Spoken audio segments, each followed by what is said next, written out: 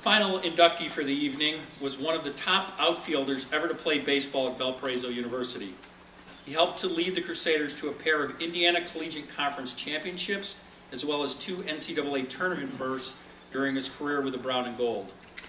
Named to the College Division All-America First Team in 1966, he was a team captain that same season.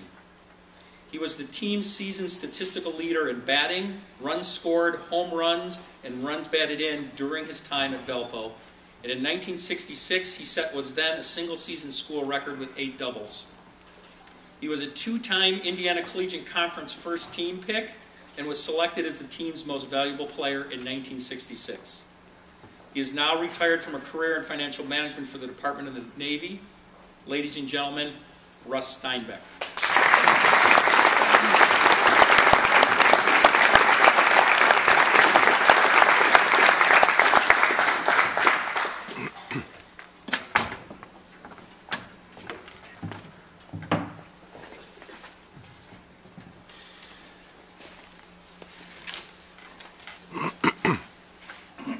Well, I didn't realize this was going to be such a hard act to follow, Tom Smith. He's a stand-up comic besides being a terrific basketball player and coach.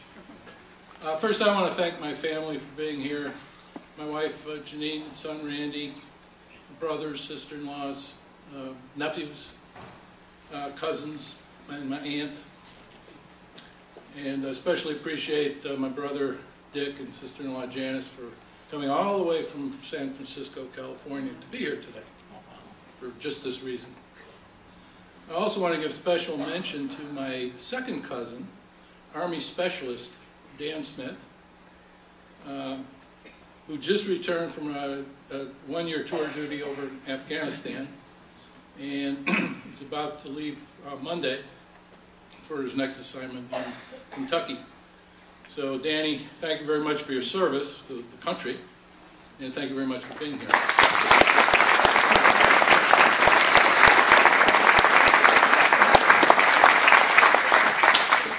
Our family does have a strong connection to Valpo. Out of the 12 members of the family that are here, not counting me, there's 5 VU grads.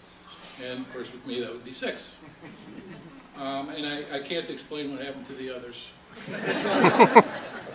Although I should add, I guess, that 3 are Purdue grads, so kind of almost made it, didn't quite get far enough north, but, you know, good try.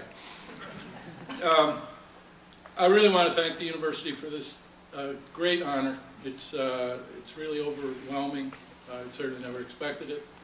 And the playing days, which is now 45 years ago, which is very, very amazing in itself, because it's so long ago, brings back many memories.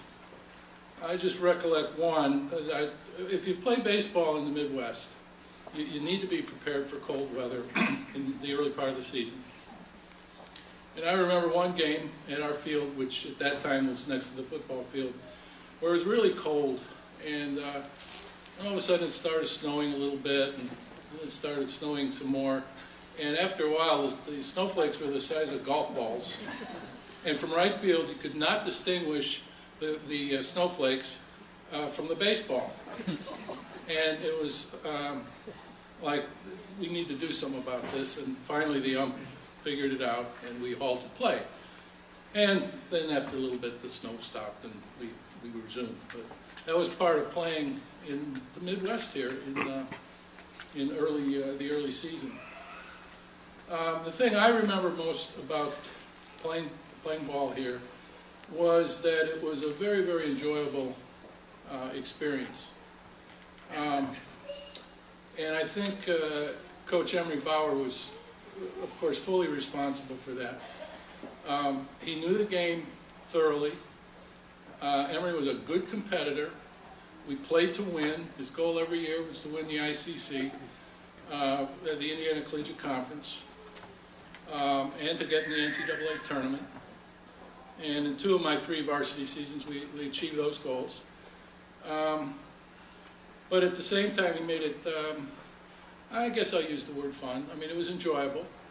And I think that's a challenge for the coaches. We got two great coaches here tonight that probably face that all the time, but you're obviously trying to win. That's the object of the game.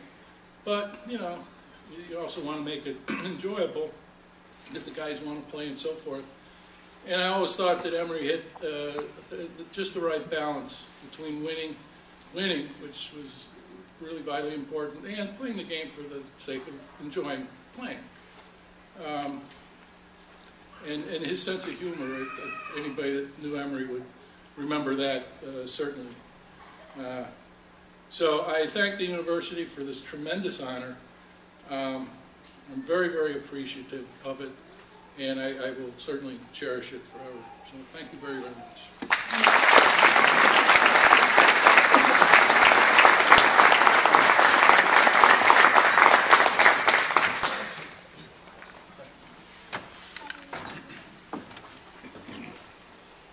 I'd like to ask all of the members of this year's class if you could just stand up one more time, and if you could be joined by all of the other members of the Hall of Fame that are here with us this evening. If all of you could stand up. Let's recognize all of them one more time.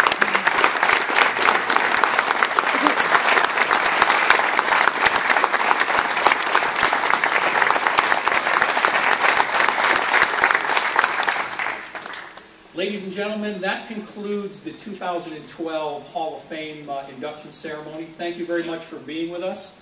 I hope you'll be able to join all of us